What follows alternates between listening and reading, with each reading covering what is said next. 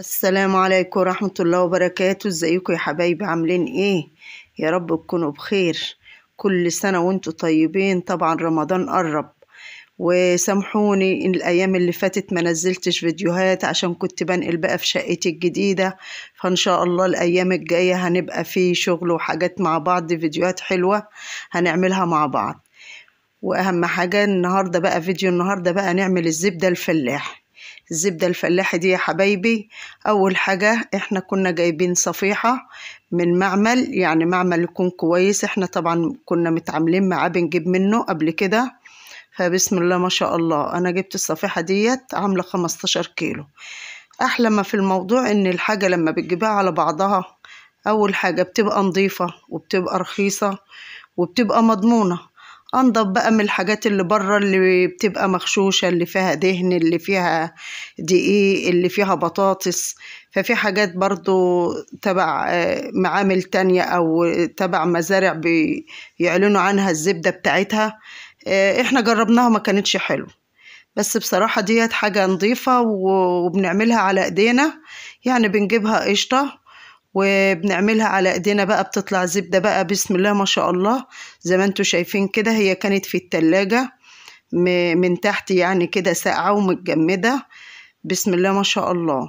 يعني الحاجة لما بتجيبيها كده على بعضيها بتبقى انضف واحسن وارخص وانضف من اللي بره. الحاجات اللي بره دلوقتي ربنا يحفظنا يا رب، ما عادش في ضمير من الحاجة الغالية. بقت كل حاجة بقت ايه، فيها غش. اول حاجة انا باخدها كده ايه، واحدة واحدة كده، وبلفها من يعني على ناحية واحدة كده.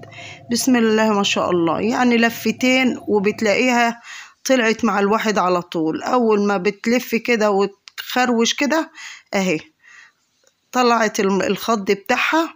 بتخروش مع الواحد، بتطلع الخض بتاعها وما شاء الله بتكور، وما بتاخدش من الواحد وقت والله. وبتبقى بسم الله ما شاء الله مبروكة ونظيفة، وبتبقى حاجتك في البيت بتكفيك السنة كلها.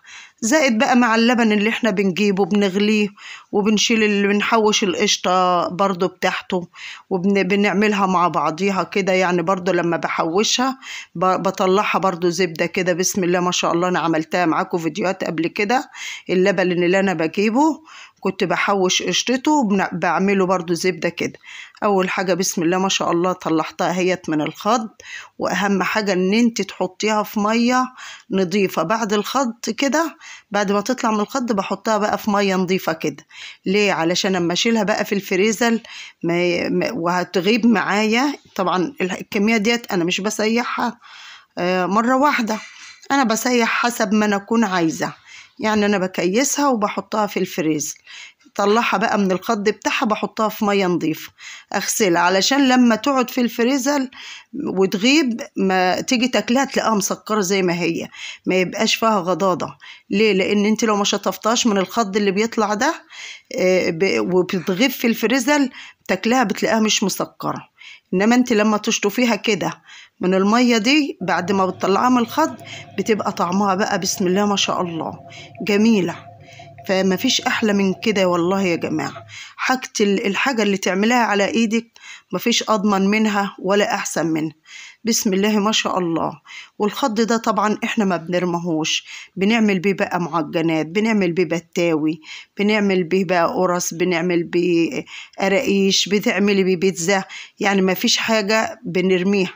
وبس ما شاء الله طالعه كده قوالب قوالب. ما فيش احسن من الزبده بتاعت الشتاء.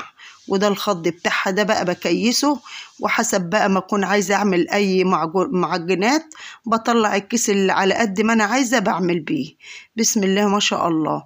دي كانت 12 كيلو 15 كيلو قشطه، طلعت لنا 12 كيلو زبده. مفيش احلى من كده ولا انضف من كده. حاجة البيت مضمونة وارخص من الحاجات الجاهزة اللي بره ومغشوش. وده الفيديو بتاعنا، ما تنسوناش بالاشتراك واللايك، والسلام عليكم.